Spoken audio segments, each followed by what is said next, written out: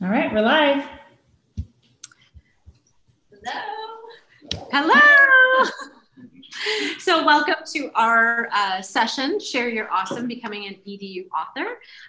Obviously, you're here because you are interested in the process of what it takes to be an author. And so what we're going to do today is just share our own journeys.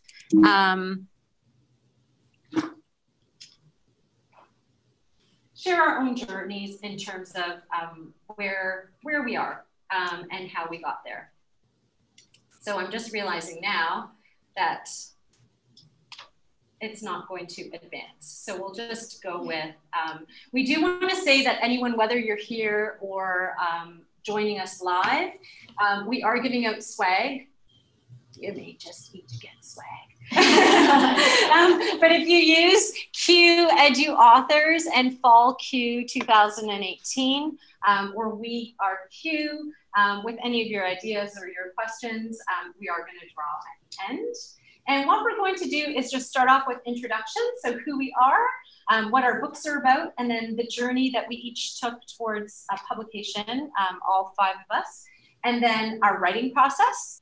And then there is advice for someone thinking of writing a book that, as I said, publishers have been kind enough to share with us, but we're also going to perhaps give you some of our advice as well. But we really want it to be, Q&A. What specifically are you looking for? What are some of your questions that may or may not have been covered in the session? So we'll get started. I'll start with me.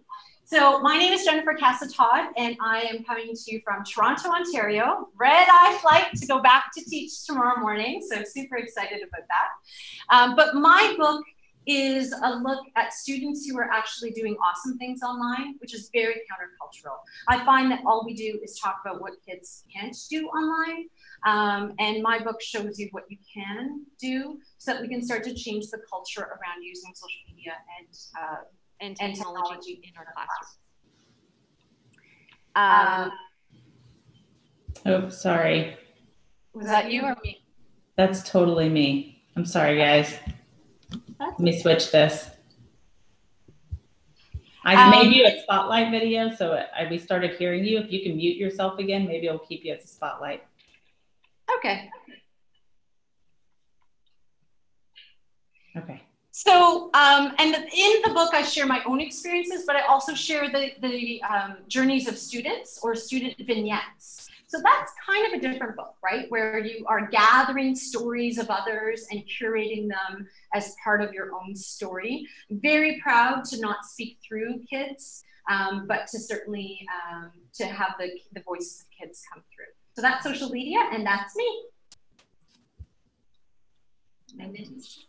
All right, so my book is called Make Learning Magical, and my book is about how to transform your teaching and create unforgettable experiences in the classroom. And so really my story began about 5 years ago when I was really burnt out. I really was thinking about leaving education, and I would dream about being a barista and perfecting latte art. Like that was where I was at as an educator.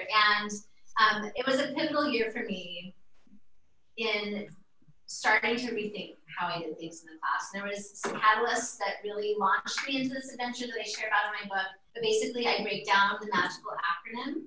And so M is for memorable beginnings. A is for authenticity and agency. G is for gamified experiences. I is innovation. C is creativity, collaboration, and curiosity. A is an authentic audience, and L is legacy. So I talk about those 7 keys to really unlocking this magical classroom environment. And I get to share kind of my journey through that, but share also a lot of strategies to help any teacher, K through 12, transform their classroom environment. All right, my name is Mandy Freilich, and I am with EduMatch Publishing, and I published the book The Fire Within, within arm's reach. And The Fire Within is about, there's 2 parts to the book. The first part is stories from your teachers who have gone through traumatic experiences and how they use that information with their students and what they learned.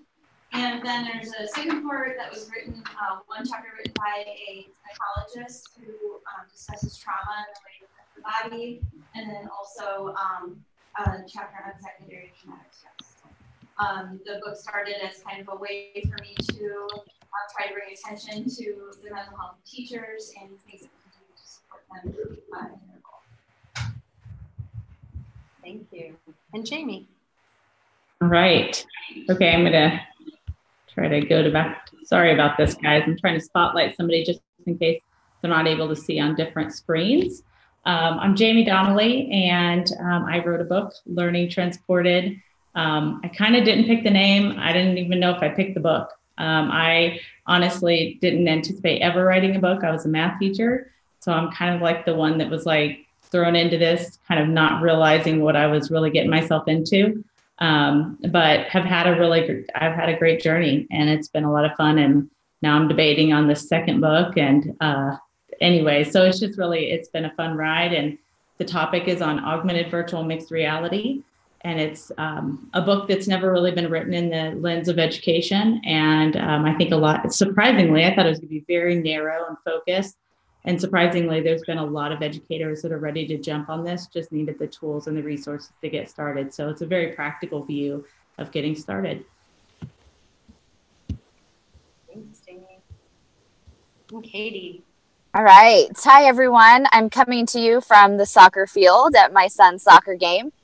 So happy to be here, thanks to the power of technology. I am the author of Learner-Centered Innovation, which is a book published through Impress, a subsidiary of DBC Books. And Learner-Centered Innovation is really about what's possible in our schools today. And I, will say at the very beginning, I don't necessarily have all the answers, but it's a lot of opportunities to ask what if, thinking about what we want for learners, and then designing the ecosystem, whether it's a classroom or a school or the district, to really support the type of teaching and learning that we want based on the type of students we want to really develop in our schools that align with the world we live in today. So there's just a lot of examples that's supported by research and stories that are really showing what's possible in various schools and districts and classrooms around the country. So it's been really fun to see people's connections to it, and then what people are doing as a result. Thank you so much. So we're going to talk now about our journey to publication. And so I'm going to start. So I had this pivotal. What's happening? Just mute yourself. If I ever spotlight you, it automatically unmute you. So I apologize, but you're standing in view of something that we have to have muted. So it's no worries at all. The only problem. Sorry. No worries. Okay, so I had this pivotal moment in my life where my daughter was asked, what social media are you on and what will I learn about you if I go there? And the fact that she was unprepared for that question, and then meeting George Couros and this idea that we can use social media to transform the world, to make a positive difference, those things happened in my life. So I happened to be at an event, at a conference, where I met a Corwin publisher. Her name is Ariel Bartlett. She's since gotten married. And I introduced myself to her, and before I know it, this idea for a book bubbled up out of me. And I just said, and I think that would be a great book. And I had never thought about writing a book. I mean, I was an English teacher, so I always thought about writing the great Canadian novel, but I had never, ever imagined that I would write an educational book. And so she said, well, that sounds really interesting. Here's my card, send me your blogs. So I sent her my blogs, and Corwin's is a little bit different in terms of the format. So they have a very prescribed kind of publication process. And so I took a look at some of their links online, and one was take a look at all the what's out there, right? So I shared that with her. I started to write, and then when I gave it to her, she actually said, well, I don't think you're ready. I said, I'm not ready? What do you mean I'm not ready? Her advice to me was that the story didn't resonate. It didn't seem like my voice, that my blog posts had, and that originally when I talked to her about it, it had, but the chapters that she read of mine, I lost my voice somehow. Now I just heard you weren't ready and rejection, and I cried, and I went home and my daughter hugged me and said, J.K. Rowling was rejected 17 times, Mom. You can wallow today, but tomorrow you're going to try again. And that's when I really realized this book needs to be written. I feel so passionately about this message that it needs to be written. So I went back to the drawing board with my chapters. Her feedback actually was very good for me. So I found my voice again, and I put together 3 more chapters, and I sent them to Dave and Shelley Burgess.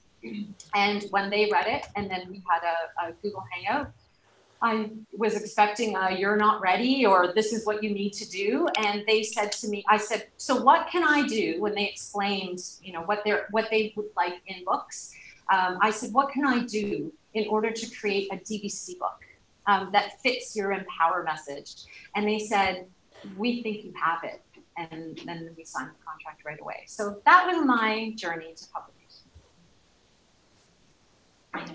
Next one. Sure.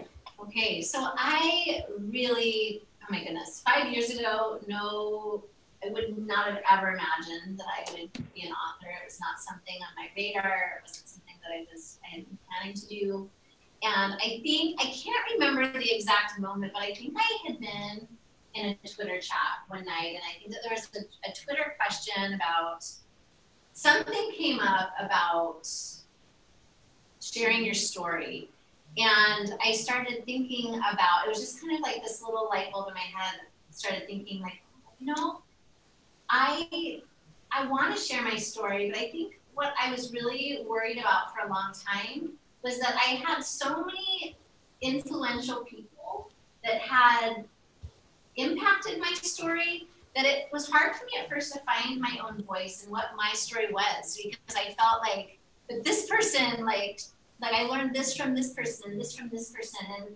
And that was really like an internal struggle for a long time. But I think through this chat, someone had side messaged me or something and said, hey, you know, have you thought about writing a book proposal? And they mentioned that Dave and Shelley do these kind of Empower talks where you can talk about the process and what they look for in authors. And so I set up a time to do that. And then from that, I decided, okay, like I think I can, they walk you kind of through the steps of what you would want to do for a book proposal. And so I wrote a book proposal. It took me probably 2 or 3 months because I think that talk was in March, and you know, the end of the school year is nuts and you don't have time. And so I made a deadline for myself that by July 1st, I was going to have a book proposal written. And I did, and I really don't think I ever actually thought it would get accepted. Like I was just like stunned when I signed a contract. And so really, it happened really fast for me. It wasn't something that I had been thinking I was going to do for a long time. It was just an opportunity to share my story and be able to hopefully impact other educators' lives and help them realize that, you know, that there are, I really wanted to encourage those educators that felt like they were so burnt out and tired and discouraged with education, that there's hope, you know, that you can transform your classroom and create these unforgettable experiences.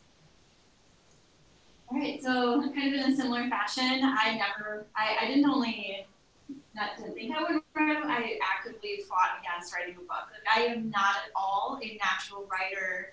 Like, I don't know big words. And so, like, I always joke that I was an elementary teacher. Like, my job was to take difficult concepts and to make them as easy and digestible as possible. So it wasn't one of those things, like, where I had a huge, expansive vocabulary and I didn't think I could really do it. And so it wasn't so much the idea of the book as it was the idea of the concept I had and the message I wanted to share. So my story begins on a flight home from ISTE in 2017. I sat next to our friend Tara Martin on the flight, and we got talking about some of our childhood experiences and things, which were it's similar in some ways, and then how those childhood experiences were brought into the classroom for us. And that's where we kind of diverged, and our experiences in school were very different. And, we talked a lot about our families, and when it was all said and done, I thought to myself, I have kept this in for so long, and I just talked to a person that made me feel so much better, because I knew I wasn't alone, and I didn't want anyone else after that to feel alone either.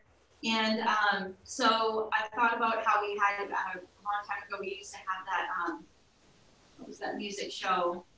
It wasn't Face the Music, but it was like where the music people would come forward and say, I had this adverse childhood, and these are all the difficult things I've gone through, and we do it with sports figures, like they're celebrated for all of the difficult things that they get through. And I'm like, we have teachers that do that all the time too, and they don't get paid $2 million a year, And so I wanted to really work on destigmatizing mental health issues and people who have gone through adversity, and get people to understand that what, those types of things are what make us stronger and more united. And I also wanted to bring attention to secondary traumatic stress, because in the same way as Tisha, I know we have lots of people leaving the education profession, and I don't want them to leave the education profession, where we have amazing people that leave all the time. So it was a few different things that kind of all happened at once. And I actually have my next book coming out in November called Divergent EDU, which is an entirely separate book. But that's how I got started anyway. And when I knew it was going to go forward was totally out of the blue. A friend of ours, Matt Miller, messaged me. And the process had gotten going a little bit. And he said, when are you writing a book? And I hadn't really told anybody I was. And I'm like, well, now that you mentioned it, it's coming soon. And so I'm like, oh, that's my cue that this really has to go forward. So that was kind of my story. Who's next, Jamie? Sure. All right. Okay. Well, I'm just going to tell you guys straight up, if you have not read anything from Mandy before, she can take the most simple of stories, like somebody crossing the street, and by the time you hear about this like basic story, you are like weeping at the end of it, because you're like, that really spoke to me. So when she says she's not really a writer, that's like baloney, because she's phenomenal. So I will say that I'm quite the opposite, that my book is about the easiest to read out there. But there's benefit to that, because the topic itself, I think, is a little bit intimidating to people that maybe aren't techie. And so having a topic like augmented virtual and mixed reality, in the sense of like anybody can read it, young and old, that is, I feel more of the goal of the book is to just simplify how to apply this kind of technology in your classroom. I actually was approached by somebody from ISTE, and I started a Twitter chat, #ARVR in EDU. And that had been running a little while, and we had lots of great conversations going. And somebody from ISTE had reached out and said, hey, we're thinking about a book on this topic. And we were wondering, what if you think there's enough content out there for a book? And I was like, yeah, there's enough content out there for like many books. No worries on that. They're like, hey, what do you think about chatting? Of course, absolutely. So I'm thinking, okay, they're going to have this book written, and I'm just going to help support to make sure they're going in the right direction, like how, because there's so many bad directions sometimes with technology, right? So, it's just helping to kind of guide and give some support and some ideas. So we get to talking, and she's talking about this book, and about halfway through, I'm not kidding, 30 minutes in our conversation, it hit me, she wanted me to write the book. And immediately, I don't know if she was looking at my face at the time. I know that my face probably went blank. And I was like, there is no way I am ever writing a book. I am a terrible writer. That poor editor doesn't know what she's asking right now. So I just immediately froze. And I'm not really a fearful person, but I know that I've struggled with reading and writing all my life. It's not something that comes natural to me. I actually did not read a book from front to back until I was a senior in high school. And yes, I went to school in California. So it was I think one of those things that was never, I always figured out tricks to get around having to actually read. It was never really reinforced at home. So it wasn't something I grew up loving, and it was almost seemed like it more of a punishment than something I enjoyed doing. So to go on this journey, I think also highlights the fact that any of our students, there's nobody out there that's incapable of having opportunity to be able to share their story, even if that's not a strength for them, even if that's something that doesn't come natural.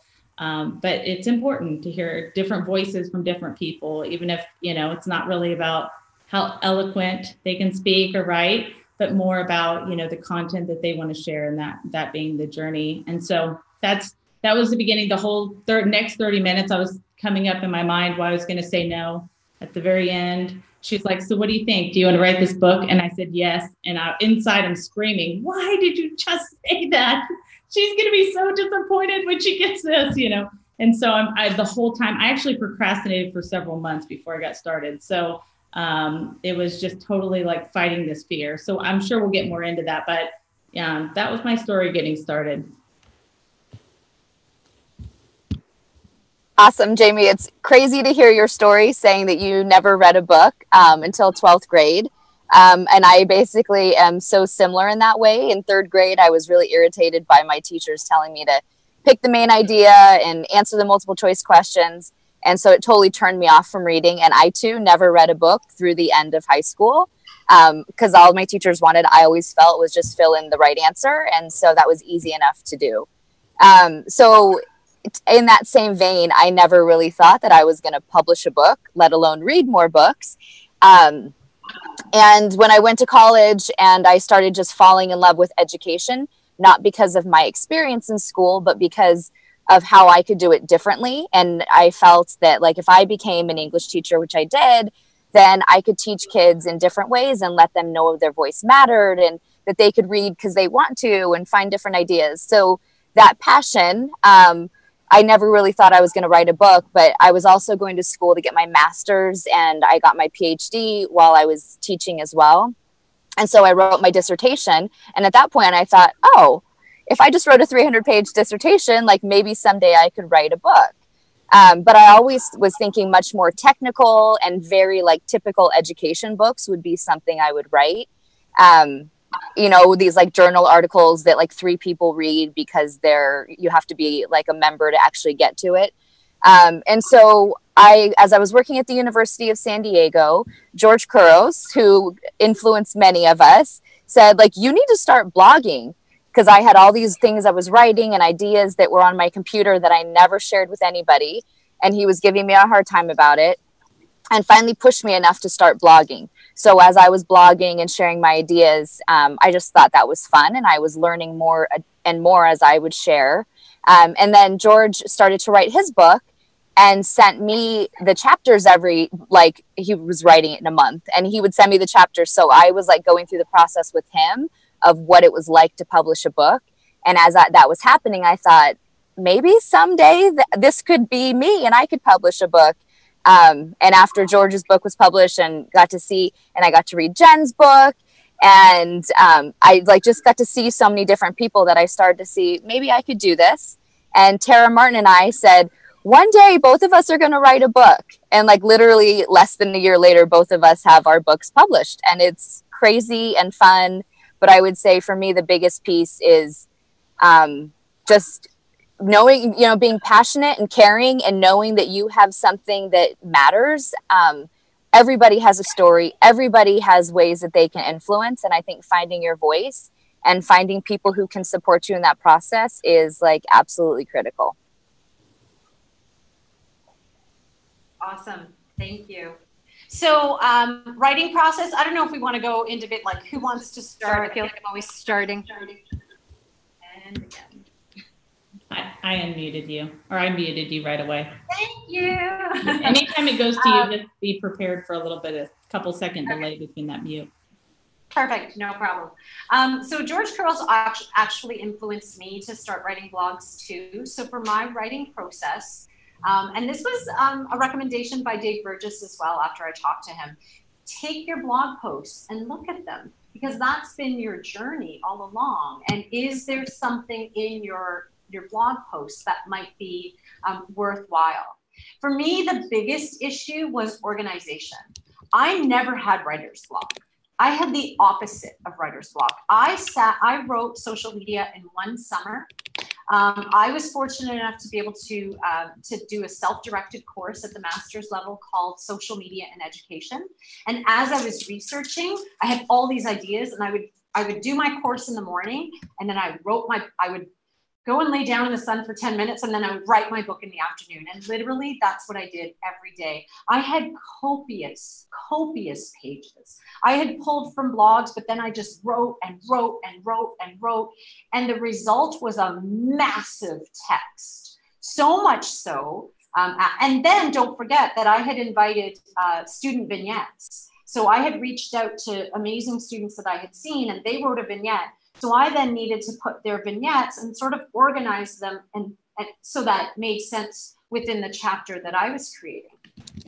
And I was an organizational mess. I remember at one point I had a wall with Post-it notes, and I'm like, I'm gonna put the big ideas on the Post-it notes and then organize them so that it makes sense and go from there. And I never got to that actually, because I got a concussion in October of that year, and my deadline for publication to send it to the editor was December 1st. And December 1st, I was lying in a dark room, unable to stand up or take a shower or do anything. So I had this mess of a text, very incapable of actually reading through it in order to edit it. And so I didn't know how to break it to the publisher. But I said to, finally, my husband said, you just have to tell them that this is your situation. I'm like, but they don't know me. They don't know my work ethic. They might think like, I don't know what they'll think. Anyway, talking to them about it was the best thing ever, because they have a whole editing team. And when Shelley Burgess said, Erin Casey, our editor, does developmental editing, they will take a look at your book and they will help you organize it and create a framework. And actually, Katie was instrumental in giving me critical feedback when I couldn't read my entire book. So I'm grateful that you read books now, Katie.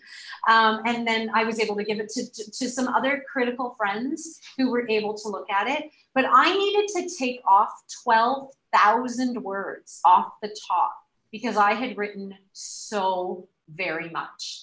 And even so, do I have a copy of my book? I'll grab it. It's the thickest book that Dave Burgess actually, they didn't even know what to do with me. They were like, I don't know how much it'll cost to create it. I don't know. And this is the biggest book we've ever done. So even after 12,000 words. So it's kind of a unique process, but that's what I went through. Jen, I was going to say, I think I topped you. I think, unfortunately, my book ended up being longer. And like, that was one of the things that I wish I would have done, is cut it down. People always say like the hardest thing is to make it more succinct. And so when you get so passionate about things and it's in your head, sometimes it's hard to consolidate it. So I would say making sure that other people read it in the process is so critical. And like, you know, as educators, often it's, I don't want to send it to you until it's perfect or totally done. And when you can get people involved early in the process, it's so much better for you and for the book's development, I think. Well, do you want to just carry on with your own story now? Since you're sure. Yeah, since I just jumped in. We love it. So this is our actual editing process.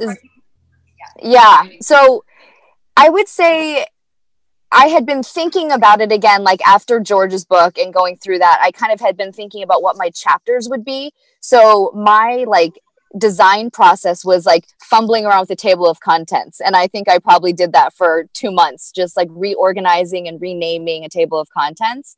And finally, I just said, I have to just start writing the chapters. And then they kind of fell into place. But I would do exactly what you mentioned about the blogs. I had certain blogs that really resonated and I thought were kind of big key ideas. And then just starting to tell the stories and seeing how it all flows together. I had to keep writing. Some people would drag it out. I did it over the course of probably 3 to 4 months. And I just never really stopped writing and revising. And that always kept me kind of in it. And so I would get up. I mean, I have a family and, busy work like all of us. So I would either get up at 4 a.m. or right at 10 at night, after everybody went to bed. So I was tired it was like around Christmas time, that I finally finished my draft. So I would say my first draft, actually, I finished in July, and then the revisions took another couple months by the time I got more people's feedback. And yeah, I think that's just pretty much it. My biggest takeaway would be get people's feedback early and often, and make sure that that you're sharing your ideas and listening to that feedback so that it's clear, and make it shorter. Don't make it 300 pages. It's really hard when it's a 300-page book. That's my lesson for myself for next time. Awesome. I can go. I think that, so for the writing process for both the books was two totally different things. The Fire Within is a group of educator stories. So that book was more, I wrote 3 chapters in it. That book was more organization and making sure that people stayed on task, got their stuff in. Jen actually wrote about her concussion for it. And so that was setting deadlines and all those kinds of things, making sure people got their stuff in on time so that we could continue with the process of the book. I also, because the stories were so personal, I had developed a rubric, which sounds kind of silly, but it was a rubric based on the writing and the concept I was looking for in the stories. Because I knew those stories were going to be so personal, I never wanted anyone to think that I was telling them their story wasn't good enough. It was that their writing needed work. And so that process was just more compiling and getting everyone organized and staying on top of things. In both books, the blog and the writing was super important for multiple reasons. It helped me find my voice. It helped me gain a following, just from marketing purposes. Then when I launch, I have people who actually read the book because they like the way I write. It also, I would take, like everyone else, take pieces of my blog and put it into my book. Because of that, I wrote, I procrastinated big time. I was a master procrastinator. And I procrastinated big time on Divergent EDU, which is the next one coming in. I started it, I said August 1st I was starting it. It was due August 31st. And I was a little bit late, like first week in September, but I really wrote the whole thing over the course of a couple of years on my blog, gathered everything together, expanded and made the blog posts fit a book. And like I said, expanded a lot on the blog posts. But my organization was also within the blog post. So I, right down to, I did an outline of what I wanted in the book. And I actually went in and linked the blog posts that I wanted within those chapters to help guide my thinking. So I'm kind of a linear thinker, so it had to be something like that. But it was, the blog posts are fundamentally super important to both of the books for multiple reasons, but mainly because it really helped guide them. So that was kind of my writing process, and like I said, 2 very different writing processes, because the one was compiled, the next one I wrote all of Divergent EDU. So it's been an interesting experience, and honestly, I was so glad I started with a book where I was compiling and organizing, because it really allowed me to focus on kind of a few authoring concepts at a time. I got to focus on the organization, and I got to focus on the revision process, and still some writing, but not as much as an entire book, which kind of allowed me to, then take some of those skills that I learned and apply them to another book about starting from scratch. So I want to, before I talk about the writing process for my book, I want to say that blogging, it gave me so much courage to write this book. It was a huge step for me. I remember I was in a Voxer group with some friends, Brent Catlett. I don't know if you know Brent Catlett, but he was wanting to start a blog at the same time, and we kind of challenged each other. Like, let's do this. Let's blog, and let's try to write at least 2 blog posts a month. And doing that, I started realizing how therapeutic it was for me. Like, I really enjoyed the writing process, and I was really finding that it really helped me reflect on what I was doing in my classroom. And it was just really powerful. And I too, like many others have said, looked through my blog posts when I began, and I brought a lot of those into my book.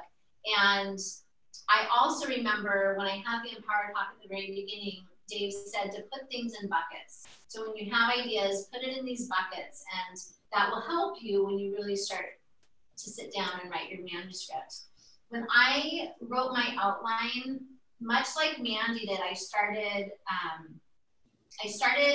taking my posts and putting it into my magical acronym, because when I wrote my book proposal, that was my idea, was to have this magical acronym. The word shifted a little bit. What I thought was going to be the word for every letter changed over time a little bit. But that helped me in a lot of ways organize my writing. But I will say during some moments in the writing process, it also tied me up a little bit, because I remember there being a time, it was about October. I remember I signed the contract in September, and my writing just flowed, and I was getting up every morning and writing.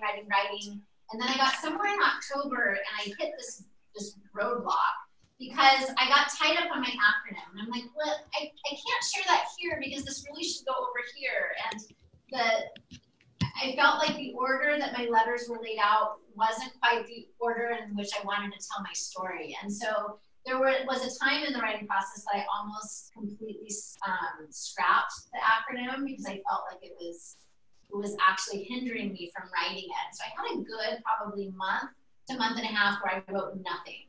And I think part of my issue too was I was writing in this Google Doc, and I didn't have like you can get app extensions where you can organize and have a table of contents, but I didn't have that. And so I was like scrolling back and forth through my document, and I was just getting so tired of organizing and sorting it out. And once I found this extension that I was able to sort my writing in these chunks, it really made the process easier for me. And once I got through the stumbling blocks of my acronym, then my writing started to flow again. And I too would get up early some mornings. Sometimes it would be 4 or 5 in the morning, and sometimes it would be late at night. My kids are a little bit older, so it was a little bit easier to find that time than maybe when you have little kids. But yeah, and I think I signed my contract in September, and I turned my manuscript in March that following year. Jamie? All right, let me go ahead and change that up. Sorry about that. I was really just listening to Tisha right now, thinking how different it was. Even I think we have a lot of things similar. We can look back and say, kind of all of us were somewhat procrastinating at the beginning, because it takes a little while to figure out. I surprisingly did not use any of my blogs necessarily for my content, but I think what was more inspiring for me was my chat. So the ARVR and EDU chat really helped me hone in on like where the interest was, what was the need, where were there a lot of questions at, where was I wanting to address that I felt like I was getting a lot of questions on, where did I see people really going wrong? So even in proposing this, I really didn't have a set. I think I came into it very different than most. Most people went in and kind of sought out their publisher based on really being able to speak what was really important to them. And they had their mindset on how they wanted it to look. They probably got some guidance, but it wasn't like what I received. I was really open to what it was, and didn't even understand the proposal process of getting that together and having that content. So I had to research a lot of what is a proposal process, what do I need to have, and learning what it is, what that outline should look like, what word count are we looking at, how many pages is this going to be? Do I design the graphic on the outside? Am I designing the book cover? Is that something they're doing? And I think it's so funny, because I think all of us have talked about having very different experiences from different publishers, which is really neat. But when it came down to the writing process, again, I was very stunned with fear for a while. That really held me back from getting started. And the longer I waited, the worse it got, until I finally just sat down and started at it. And when I started writing it, I don't think I've ever considered myself as like ADD until then. And it was like every single noise. And I have 3 children.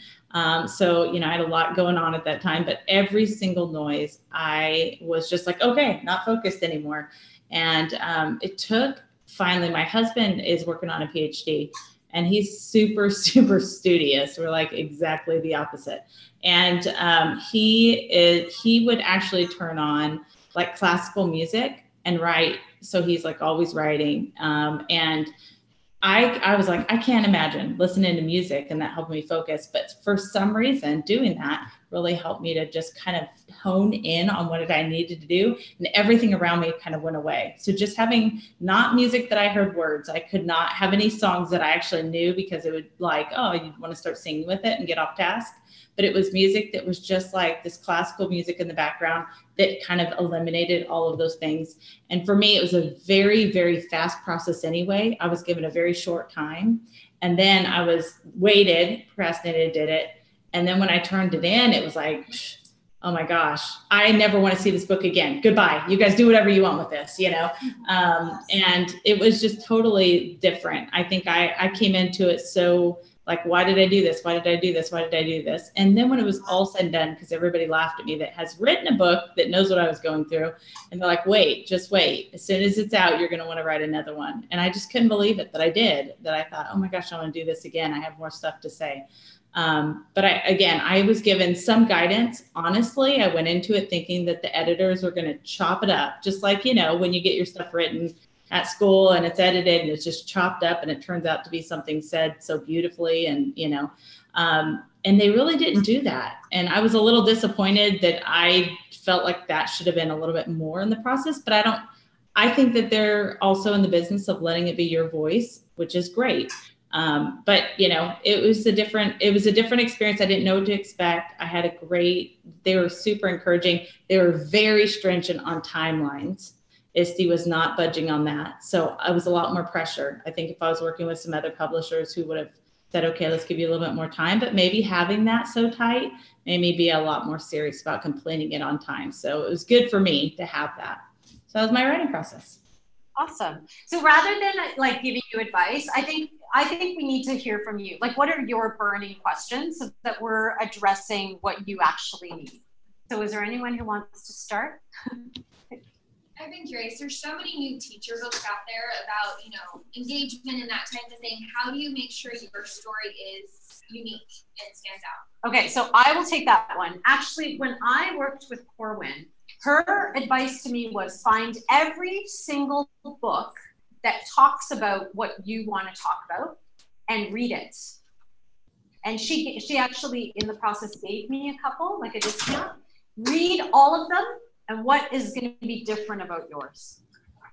And that's where having the student vignettes, because I was like, we haven't heard from kids. Like, this is all the teacher perspective. So that's how come I chose to do that, because I looked at the other books about social media out there, and I thought, how am I going to make it? So that is exactly what I would say to you. Every book out there on a similar topic, read it. Part of it, and I just want to add on to that, absolutely. Part of it a little bit too is finding your platform. Like, what is it that you like? I can tell you all the things that are my platform. It's teacher disengagement, it's teacher mental health, it's wanting people to stay in the profession. That's one of them. And then I have my other one, which is the divergent EDU. Like, how are we supporting teachers in being more innovative and being divergent thinkers, and really explaining what that is. But my kind of overall umbrella platform is supporting teachers. I 1000% know that everything we do is for kids. I don't think we can do everything for kids unless we're supporting teachers. That's my platform. So, really, and that I've only honed in through blogging. That was not something that dawned on me. It was something that first I blogged and wrote. And even if you're not going to blog, if you write, you start to find like themes in your blogging or in your writing that start to stand out to you. And I've called them, when I talk about, I call them core beliefs. It's the things that you actually believe. They're the themes in your writing. And once you start to figure those out, those become part of your platform. So that's it. You have to read what's out there already, because frankly, there are so many books out there that you have to know not only honestly what you're up against from a marketing standpoint. But also that you're not writing just the same book somebody else has out there. You know, like what are you going to do? I'm stressed out about this word blog. The only thing I would add to that is like by blogging also, you start to find out not only what you have to offer, but what resonates with others. Like sometimes I thought I had things and I thought the way I said it made sense or like was going to be awesome. And then people didn't necessarily resonate with that, but other things they did. So I think the more that you put stuff out there again, you start to figure out like, oh, that is what people get from me, or you have a unique perspective on it, which can give you some insight on like why a book from you would be worthwhile. Okay, sorry, that wasn't my question. No, I think okay, first of all, what blogs are you reading? Second of all, how long did you blog before a blog became book writing process, and where did you blog about? Well, I think all of us actually, I'm not sure about Jamie, but I think the rest of us all use WordPress. So that's kind of the platform that we use. I was blogging for about a year and a half maybe before, but I started blogging way before my book. I did not get into blogging in order to write a book. I got into it in order to be reflective upon my own thinking, and I first started doing it to tell other people my ideas, and I figured out that was the wrong reason to get into blogging. That I needed to get into blogging to really organize my own thoughts and my own thinking, and that's how I built that platform. But it was, I do a session on blogging actually, and I tell people, just everything around you is a potential blog. Any ideas, conversations, things you hear, experiences you have with kids, reflecting on that is a potential blog. Set a set day that you want to, a set time period that you want to blog in. So I started once every 2 weeks and moved it up to once a week. Some people start once a month, and they do it, the last Wednesday of the month. They put out a blog post until they get accustomed to it, and then they start putting them out more. I guess I'm just concerned because I like to write, but I'm not a sharing of my writing. It's weird why am I here, but I'm kind of scared to be a big. Oh, it's petrifying and terrifying every time I press publish. Every single time. And then anyone can search. Yes. And that's the idea. But that's what you want. I know, but it's still scary. Because there's no reason to write a book if you don't want to share your message. I mean, I do, but at the same time, I'm freaked out about this whole blog thing. I don't know. This would be helpful, but if I could kind of share out a little bit of my own experience, like I wasn't really on social media professionally until this summer, and I met a lot of connected educators, and they're like, you have good stuff, you got to share it out, get on these chats like with Twitter. So I've been doing that, and that's huge. And I found that as like teachers, they're just so kind and helpful. They have these big giant hearts, and so this kind of trepidation and fear we might have, people seeing our things, maybe stealing them or commenting critically on them, that really doesn't happen, or it doesn't happen nearly as much as the constructive criticism and the praise. And I've noticed, I forgot who said it already, but somebody had shared out how sharing out, you'll find out what interests people. So I'm looking at the analytics on my Twitter account, like, oh, some of the things like I share out, which I think are super cool, nobody looks at or checks out, but then these other things they're really into, and they drive up like, a high percentage of viewership. Yeah, and I would say, just kind of triggered something I was thinking about was, as a culinary teacher, I felt like I was in a silo for a long time. I was a singleton teacher. There's no one else to collaborate with. I would meet in PLCs at school, but everybody was a different subject. And so I kind of thought, like, who could relate to me? Like, I hand my students chef's knives. Like, no one gets me. And then when I started connecting on Twitter, I started realizing the things, I was learning so much from other people, and it was hard for me to finally share out that first tweet. But then once I did, and people were starting to respond to what I shared, and I realized that, maybe things that I'm sharing are actually helping other people too. then it gave me courage to tweet more and to share out more. And then I realized I can learn from people. It doesn't matter if they're a kindergarten teacher or an administrator. Like there's things that people are doing that I can take and I can personalize and bring into my own class. And so I think that was kind of the beginning of my courage building. And then and finally decided, you know what? When I decided to write a blog, it was like Mandy says, it was to reflect on my own teaching.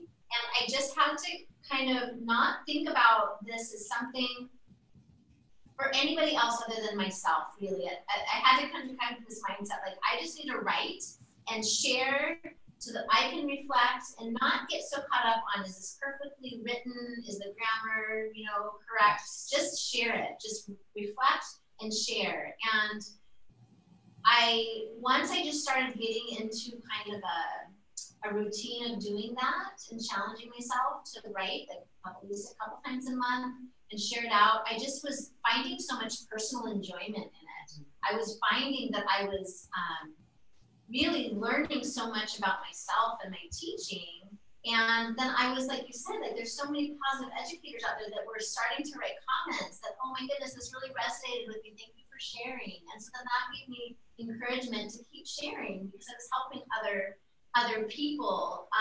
And so I think you just kind of have to just like taking those little leaps, like just jump out there, do it, and then pretty soon your courage builds a little bit, and then it builds a little bit more. And I think part of that, like I was petrified. I would revise a blog post when I first did it. I've been blogging for 7 years, and I didn't have a single person reading any of my blogs for at least 6 years. So when I was like, oh, this fear, and I revised it 20 times, so I got that perfect word, and then I put it out there, and it's out there, but it's not. It wasn't until I started to forge connections with people that they started to read my work and I started to read theirs. It's community relationship building too. Like Twitter, absolutely.